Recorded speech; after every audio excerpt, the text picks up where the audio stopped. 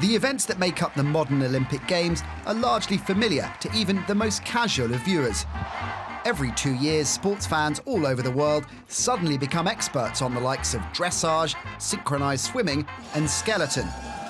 It's the beauty of the Olympic Games. Minority sports get their day in the spotlight and the world pays attention. But the process required to settle on the current lineup of events was not straightforward. Back in the early days of the modern Olympics, experimentation was crucial to help identify the perfect combination of events. And experiment they did. It's fair to say, they weren't all winners. In 1896, there was a 100 metres freestyle swimming event.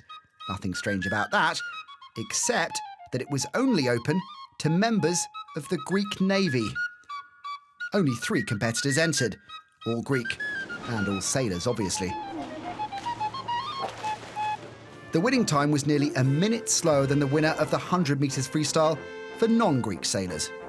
Yannis Malokis won it in the time of 2 minutes 20 seconds.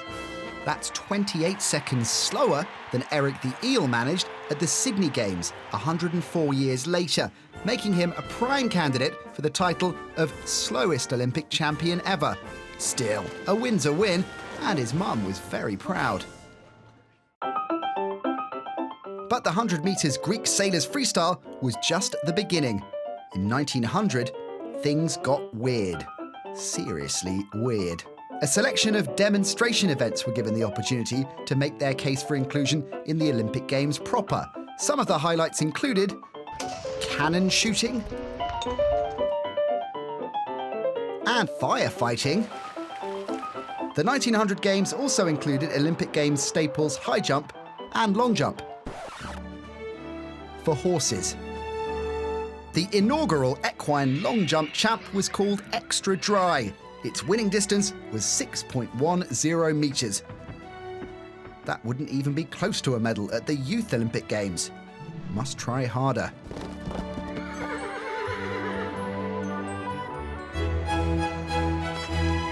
Cricket also made an appearance in 1900. Unsurprisingly, it was won by the British, who beat a French team largely made up of Englishmen who worked at the British Embassy in Paris. The event did not return.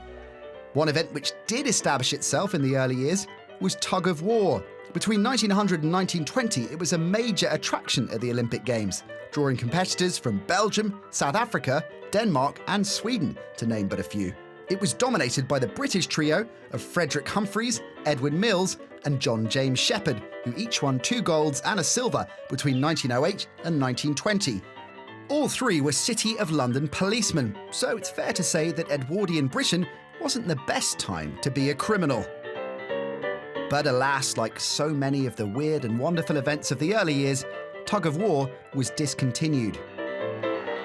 It's easy to forget that the Olympic Games haven't always been a fixture in the sporting calendar, and it's easy to laugh at some of the ludicrous events that were once a part of the Games. But we salute the brave trailblazers who were there from the very start. Without them, the Olympic Games would not be what we all know and love today.